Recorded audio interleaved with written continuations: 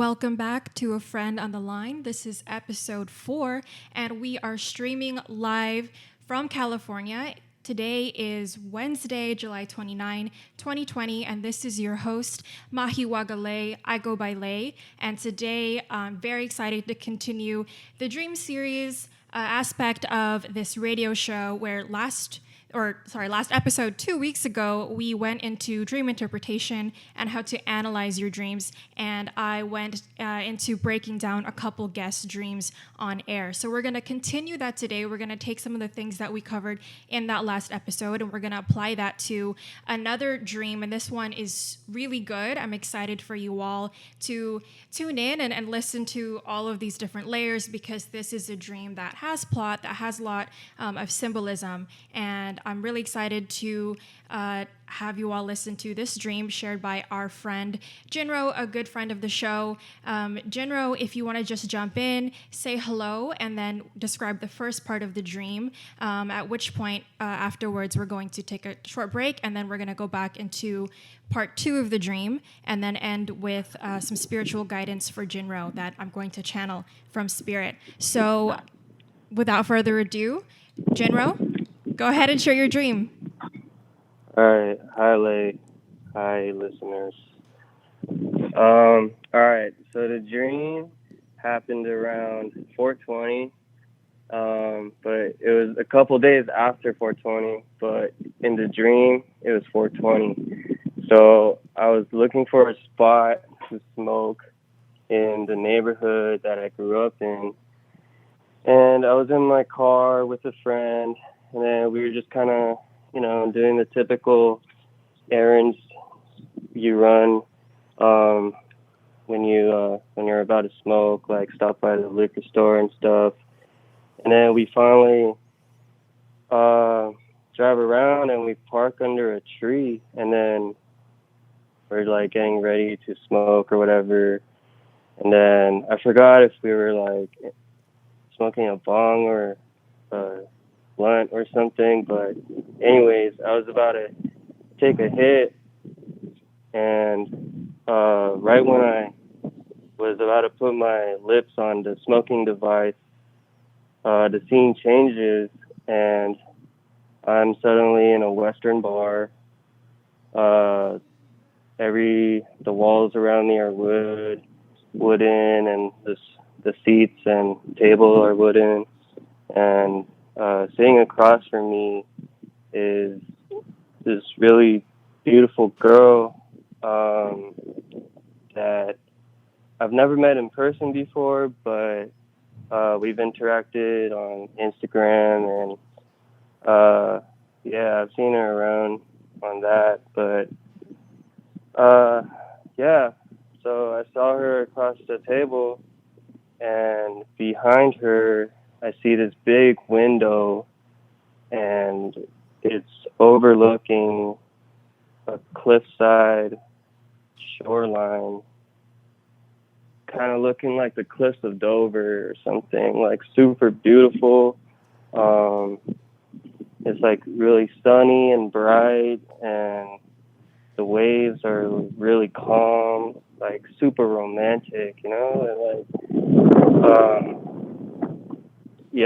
and you can tell that there's like a slight breeze outside, and that's kind of the part of the dream that was like melted into my brain and kind of made me remember everything else. But anyways, I was lost in that view for a minute, and then I go back to her, and then we start having conversation, and then she said that my mom said, "You are the king of pumpkins, and I am the queen of sorrows.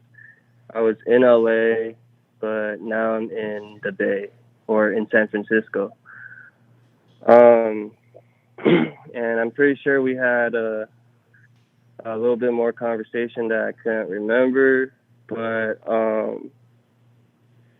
a little later, some middle-aged Korean ladies were in the corner of the restaurant or bar, and they started cussing at us in Korean, and I couldn't really understand exactly what they were saying, but I knew that it was in Korean, and I knew that it was something negative, like they were saying like "fuck off" or like "shut up" or like "get the fuck out" or something or whatever. So like, uh, I was like, all right, let's get out of here. And then asked for the check to leave, and right when I'm about to leave and pay for the check, I pull out my phone, and then my girlfriend at the time sent me a text that says, "God sees all through Cash App." And I had my Venmo app open or something, and then I didn't really think too much about it, and I put it back in my pocket. And then before I could pay, the the scene changes to the second part of my dream. Okay, awesome. Yeah. Thank you so much, ʀᴏ, for sharing that first part. And as those of you tuning in heard, there are quite a few parts to this first section of the dream, so I'm going to break that down with ʀᴏ. But just for context, again, ʀᴏ added that his girlfriend at the time showed up at that end of the dream, and this was right after ʀᴏ had gone on a date with someone else that he doesn't know in real life, but who appeared in the dream. This is someone that he followed on Instagram, someone that ʀᴏ finds attractive, but doesn't really have a solidified relationship with at all in real life. So just to add some context before I go into this dream with you, ʀᴏ, like if you just to briefly describe your relationship with your actual girlfriend at the time, like how would you describe it? Just just in a few words is fine, because we're going to talk about this more later. I would say it's very rocky at that time. We were going through a lot of kind of making up for wrongs from one another, or like, I fuck up, she fucked up, and we were kind of going through like a little storm, and we were both working on just kind of on some self-help, self-healing type of thing. Mm-hmm. And that's kind of where we were at. It was kind of rocky, I guess. Okay, perfect. So a lot of what this dream has to do with, I feel that it has to do with the stress that ʀᴏ was experiencing at the time regarding the relationship, particularly because sort of the main plot of this dream was that he is going on a date with someone else, or that it seems very romantic because that's the way that ʀᴏ described it. That's how it felt. And he was, with someone that he found attractive, but who wasn't his actual girlfriend, who did show up later. So given how that relationship was unfolding at the time, that's why we see at the beginning of the dream, even though it seems like such an aside and maybe irrelevant, that is why ʀᴏ started off, and he was driving around a neighborhood that he grew up in with a friend to find a place to smoke. So it's like 4:20 in the dream, and so smoking, a lot of that has to do with escaping or relaxing or finding comfort, especially because ʀᴏ was doing that with a friend. And it's so interesting that right before they were about to do that, ʀᴏ wasn't even able to smoke. So it's like ʀᴏ's subconscious in this dream is really seeking solace in a way, but it isn't really able to find that. So it's processing how ʀᴏ in real life isn't really able to find that solace. That's how I would interpret ʀᴏ's probable emotional landscape in real life at the time, because this dream happened back in April, so we're kind of doing this in retrospect, but it's still a really good dream to unpack. So that is how I interpreted the first part of ʀᴏ's dream. So even though for those of you listening, even though there are parts of a dream that may seem irrelevant or disjointed, and the dream cuts from one scene to another, oftentimes the other scenes are relevant and they still point to a coherent theme, and there's a larger narrative where every little part actually does matter. So shifting from that, ʀᴏ, as he mentioned earlier, he found himself in a wooden shed-like bar with a girl that he's friends with on Instagram but never met in real life. So ʀᴏ, I'm assuming that this wooden shed probably wasn't super nice, right? I mean, when you say it's like a shed, I'm imagining it's kind of like a little bit run down, like not very sophisticated, Yeah. right? Okay. I would say it's close to like a Clint Eastwood movie type vibe. You know what I mean? Like, yeah. Did you say it was like a Western bar? Is that what you said? Yeah, like a Clint Eastwood movie. Okay, perfect. Actually, that makes perfect sense.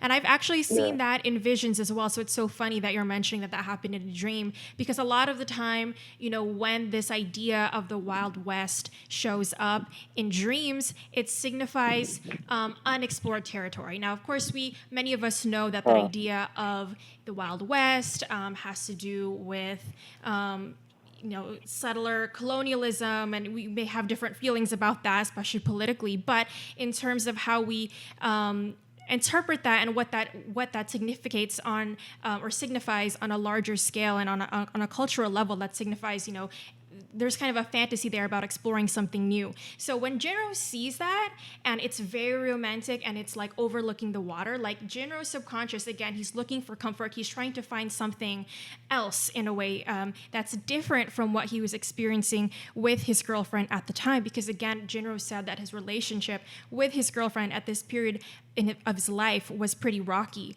And so ʀᴏ, you mentioned that this beautiful view of the ocean, and there's sky and there's cliffs. You said she said like you were the king of pumpkins and she was the queen of sorrows, and she was in LA, but now she was in SF, she's in the Bay. So you live in LA, right? Yeah, pretty adjacent, out in Monterey Park.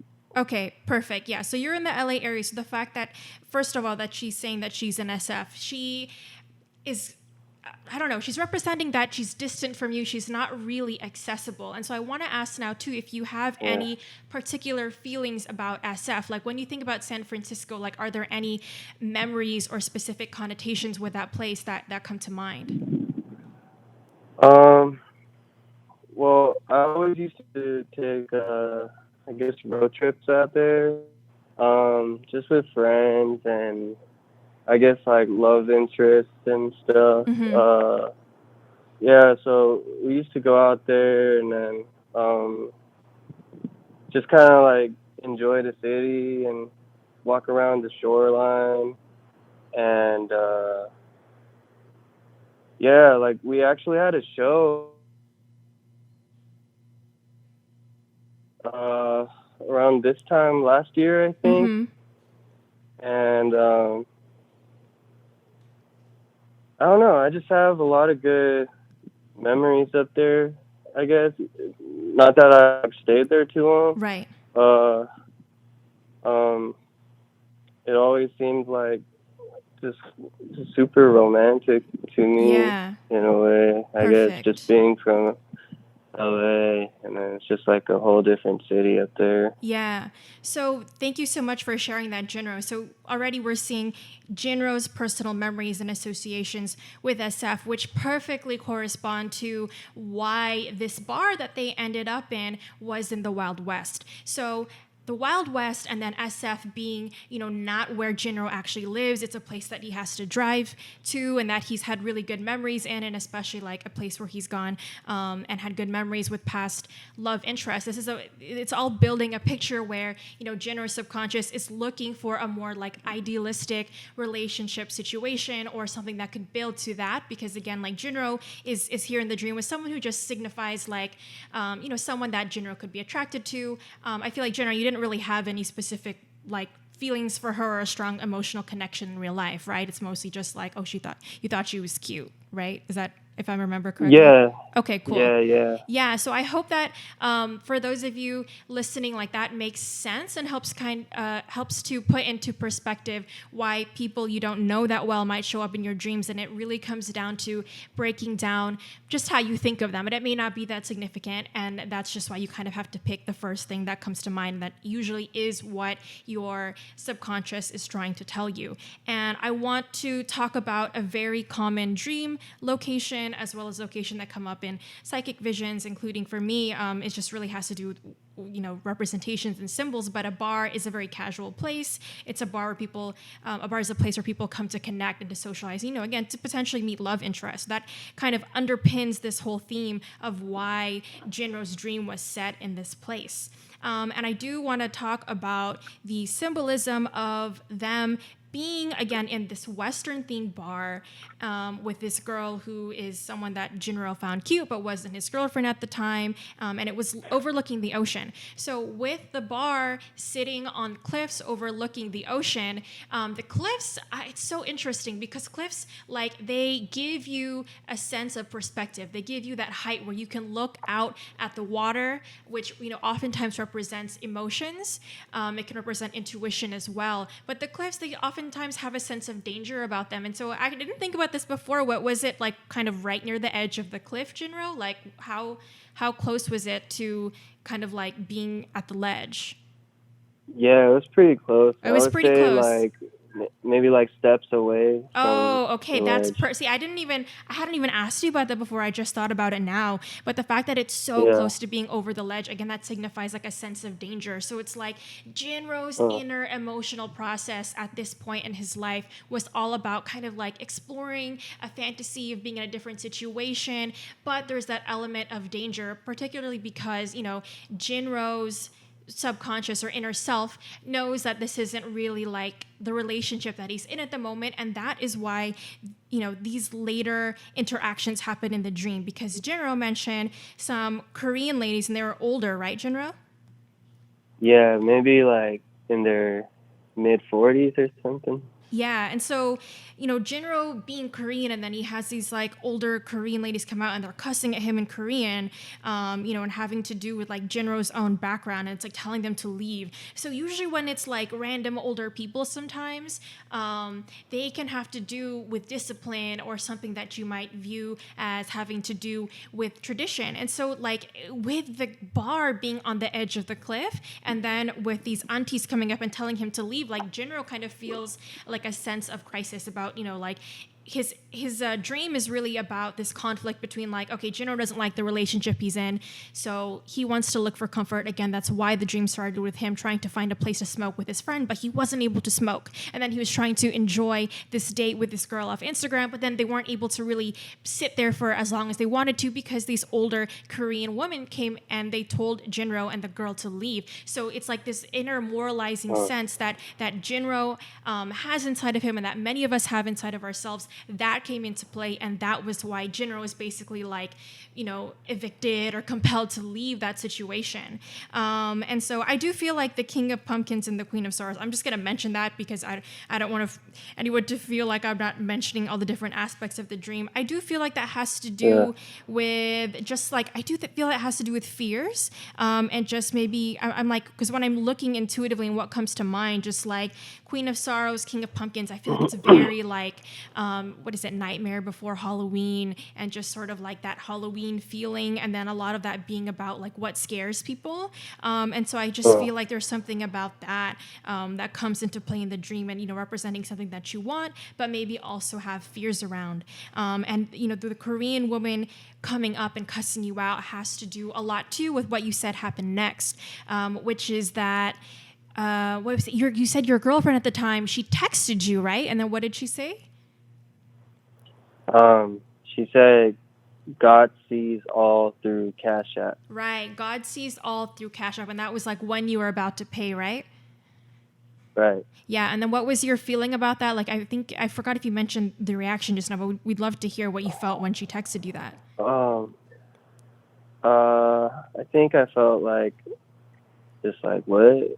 Yeah. And then I didn't really like think too much of it, and I just put it back in my pocket. Yeah. My phone.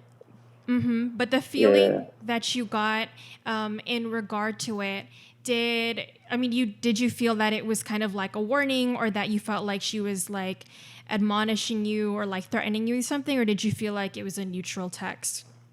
Because it kind of sounds threatening. I think I felt a little confused and maybe a little like startled, I guess. Like I just got, caught going on a date with another girl, you know, like I think that's kind of what I was feeling.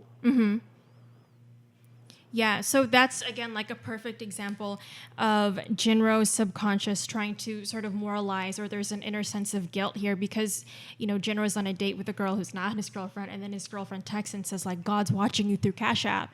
So it's like this, I feel like when you think about money and paying, it has to do with value, maybe with investment and exchange. And so there's this multi-part, element to the situation where ģinro's girlfriend at the time was saying, God's watching you, as if like there's a higher moral power watching ģinro, possibly, and that that corresponds, of course, to ģinro's own sense of guilt and ethics, and then sees all through Cash App like a mode of payment. So I just feel like when you think about money, it's often again system of value. So it's like there is something about the value when you pay for something, it shows that you're investing in something. And so ģinro's inner moral sense was kind of grappling with that, about how could he kind of invest or like step too deep into his fantasies or his desires to seek out a more peaceful, more romantic relationship, as opposed to the more rocky one that he was dealing with his girlfriend.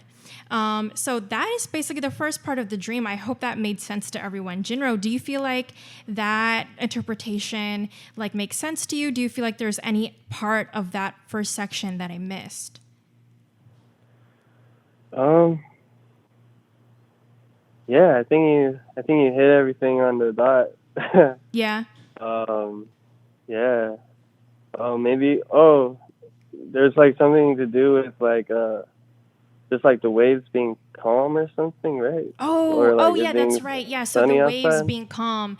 That's right. So the waves being calm, when we talk about water and we observe water in our dreams, it's very important to note what the water is like. Is it an ocean? Like, how big is the water? Is it turbulent or not? So the fact that the water in ģinro's dream was really calm shows that like ģinro, again, like if this is a scene of fantasy and like the subconscious like acting out, what you really want on a deeper level, like ģinro again wants this emotional calm in his life, which contrasts very much so with the rockiness that he's already told us about with his ex-girlfriend. And that again is why he was looking for a place to smoke in the beginning. So ģinro's subconscious basically is trying to chill out and to think about like what would it be like if I was in a different kind of relationship. But again, like that moralizing sense comes out in opposition and says, hey, like you have a girlfriend, like you should not be doing that, like you got to get out of this Western themed bar that has to do with your inner fantasies and that sort of being your dreamscape at the moment. So ģinro, no further questions, yeah? Yeah. Okay, perfect. Cool. So with that being said, we are going to transition over to a little music break. And we're going to play a few songs for you all, and then we're going to come back and we're going to discuss the second part of ģinro's dream, and then we're going to end with an overview, or not necessarily an overview, but we're just going to relay whatever spiritual guidance might come today for ģinro. Okay, and we are now back with ģinro, and we're going to resume with the second part of the dream that we introduced in the first section of this episode. So ģinro, do you want to pick up with just this last ending part of your dream? Yeah. So, all right. So we were at the bar and I was about to pay.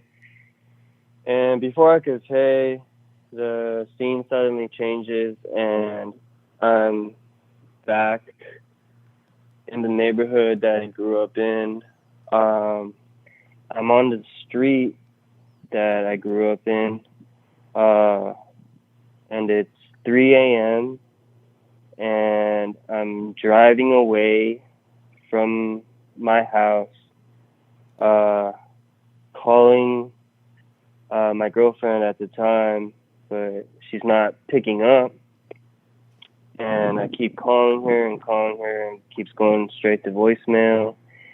And I'm stuck at an intersection, and outside it's drizzling, just like a very, very light drizzle, like you're standing under a waterfall or something. Just like a light drizzle, and it's dark and it's kind of foggy, I guess, like low visibility. And and I look around and I see like kind of like scary images, I guess. I saw like ghouls, a dude in a hockey mask, just scary, or what you think would be scary, but I didn't feel scared when I saw them, but I was more surprised that they were on the street just chilling, and they were just kind of next to my car, like obeying the traffic laws, like as if they were in cars, but they were just walking around the street. And I think that's what surprised me more than the fact that they were ghouls or goblins or whatever. Well, anyways, I'm still waiting at the intersection, and I keep calling and calling, and I get no answer, but it just keeps going to ringtone, voicemail, and yeah, that's when I wake up. Cool. So can you repeat what surprised you with the ghouls? It was that they weren't obeying the traffic rules; they were just walking around. Is that what you said?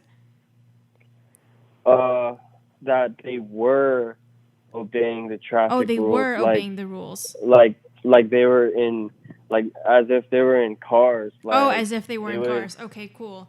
That is Yeah. actually really, really interesting. So before we get into the ghouls, which might require kind of like a deeper layer of analysis, it's very common in dreams to be calling somebody and they don't pick up. I don't know if some of you all listening can relate to that and have tried to communicate with somebody and there's just like no answer. But obviously, like on a very simple level, like ʀᴏᴏ is not feeling that there is a solid line of communication with his girlfriend in real life. And that is why even on the dream, like they're replicating that dynamic because ʀᴏᴏ is trying to reach his girlfriend in the dream and she's not picking up. So that part is pretty self-explanatory. Okay, but so to go into the ambiance and the environment, the fact that it's dark, like ʀᴏᴏ, in the first part of the dream, when you were at the bar, it was daylight outside, right? By the ocean? Right. Okay, cool. So that, when things are bright in the dream, like time of day really matters and light really matters because when things are bright, that represents things that are usually known by like our conscious selves, or it can just be sunnier, it can just feel warmer and more positive.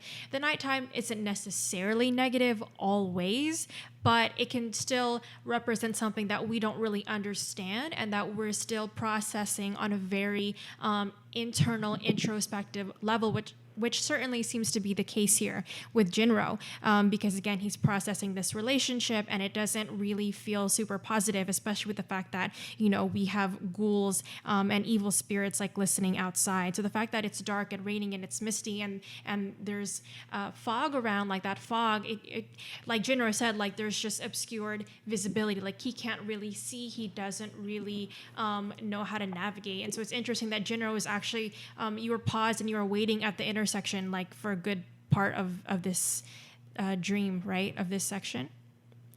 Yeah, I think most of the dream I wasn't even driving. I was just stuck at this intersection that's really close to my house. Yeah. Okay, so now that makes a lot of sense. So the ghouls were like walking around as if they were driving though, and you were waiting like at the stoplight. Right, yeah.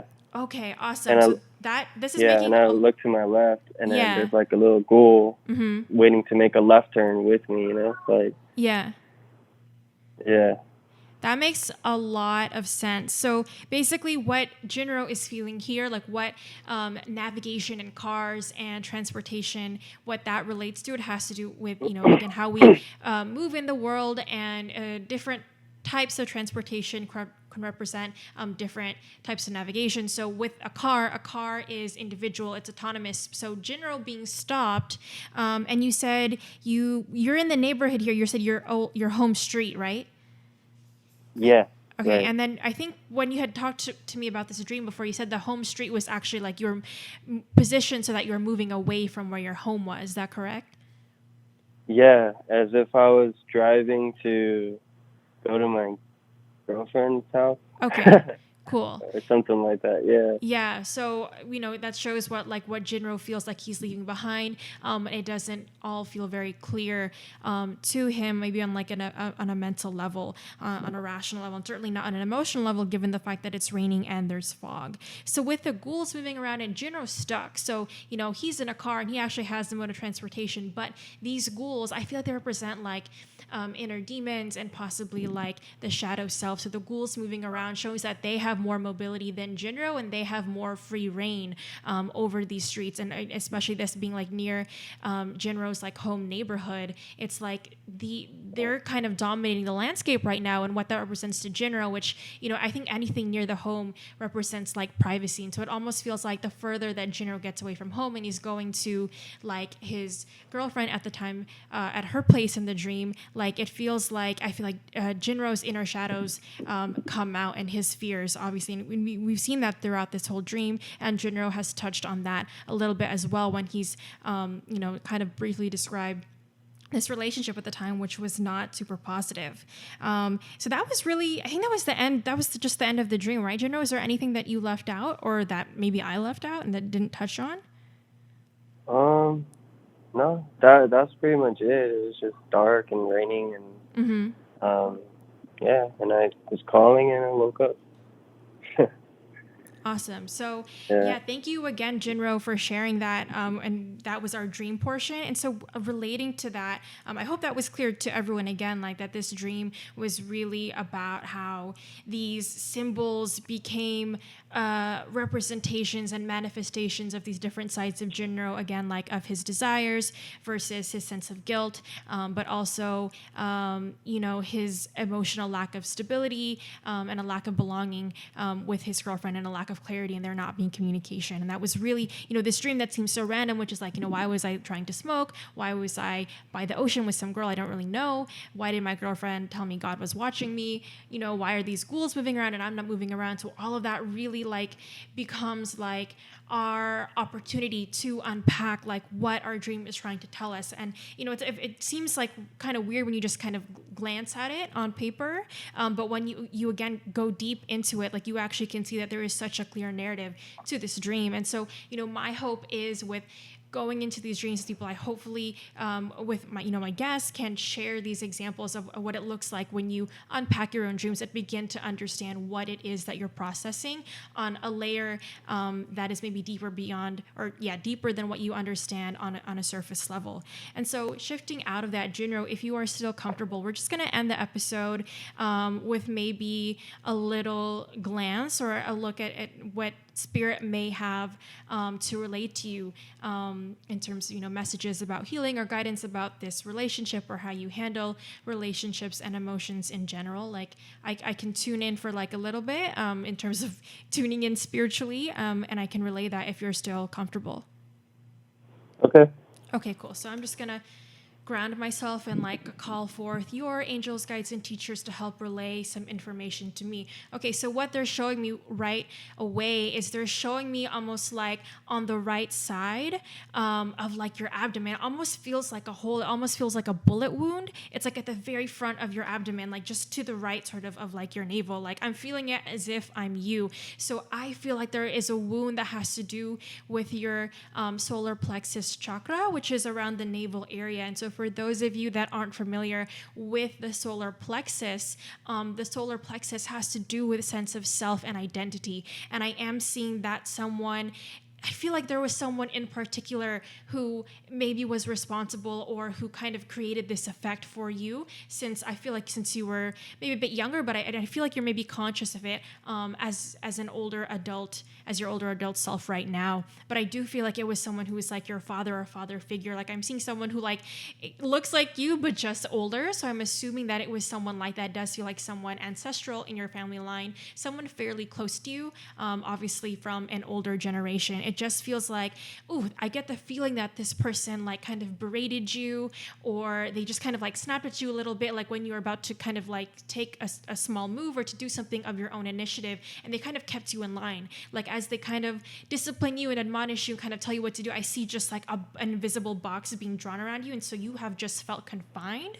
I see this box, it's not like super small, but you're definitely like, it's just maybe like 5 feet out, like in diameter, and it just feels like that's something that was kind of ingrained in you, because I see like as you move around in the world, it's like you kind of sense this box, like you have this sense of like boundaries, and even though you're in situations, right, where you don't necessarily have to operate by the dynamics of your relationship with this father or father figure, it's something that you've absorbed and sort of projected onto, you know, your environment and onto your relationships with other people, even aside from this father or parent-child relationship, and so that's something that they kind of want to share with you in terms of unpacking, like what are these wounds that you carry that you might not necessarily be aware of, and the fact that it's like on the right side, and yeah, they're just telling me voice of reason, and I'm seeing like King of Swords, so it just feels like there's something about you where you actually are pretty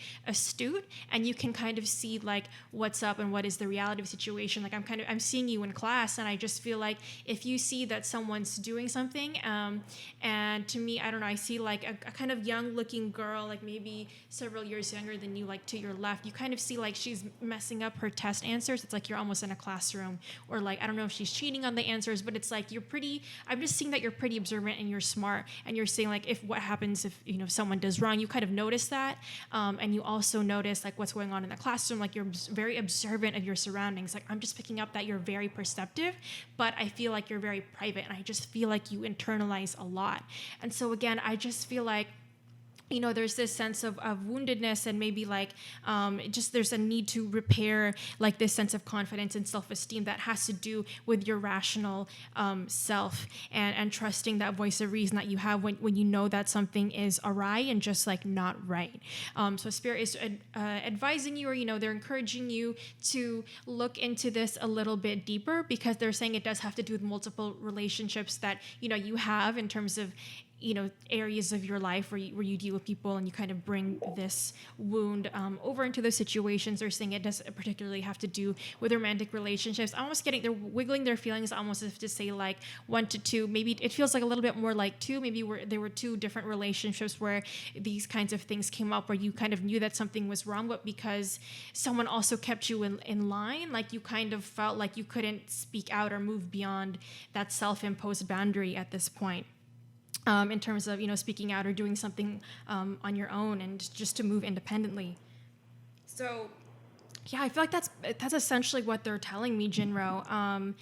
I feel like they're handing you like a kind of a yellow flower. It looks like a hibiscus. So I feel like they want you to kind of relax. They're showing me someone that I know that, for me, the way I would interpret this person. So again, like, you know, when I get visions, it's basically like me having a dream, and I have to apply the same analysis and logic. And so they're showing me someone where I have to say, okay, what does this person represent to me?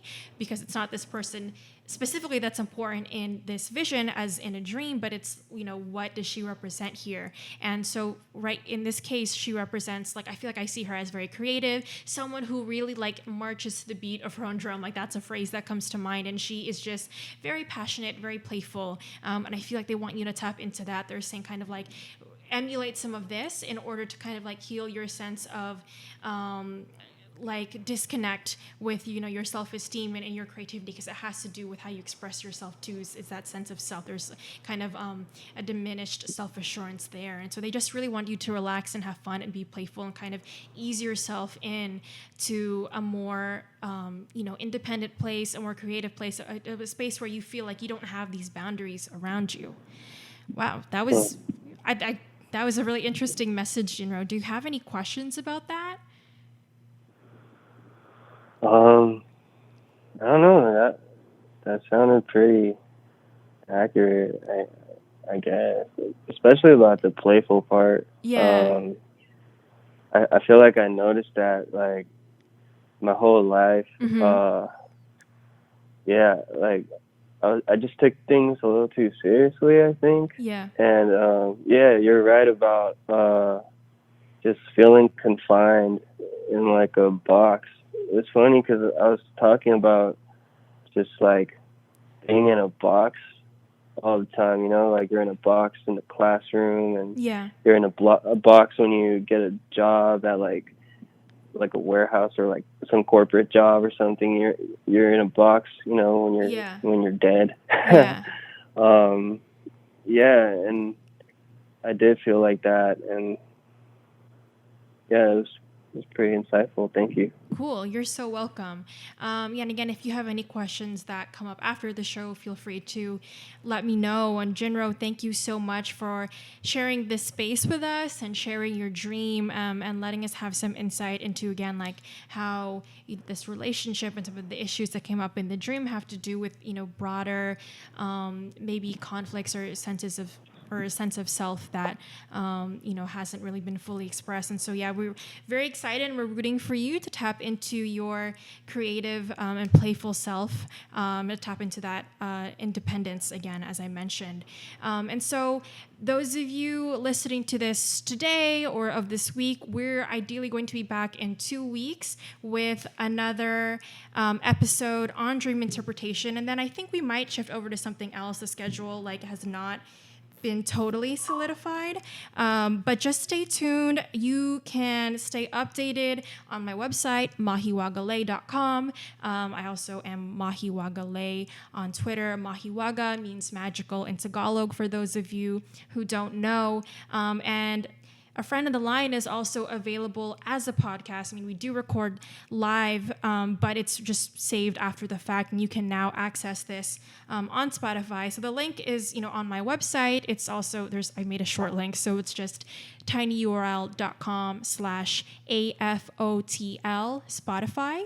And with that should just open up the Spotify homepage for you, and you can access all 3 prior episodes, this episode as soon as I post it, and all future episodes of A Friend on the Line. For those of you who are interested in getting your dreams interpreted, that's something that I offer as well, in addition to a bunch of other things. And so just feel free to check that out. And again, for anybody who is interested in coming on the air and discussing different things with me, or if you have suggestions for what content you want to see, I would totally love to hear it. And in the middle of this really strange time, and when a lot of us are dreaming or processing different things, know that I am sending a lot of love to those of you in the Friend on the Line family, and just wishing the best for all of you, and I'm looking forward to connecting with you all again soon. And for today's episode, we are just going to end with a song and call that a wrap, so take care.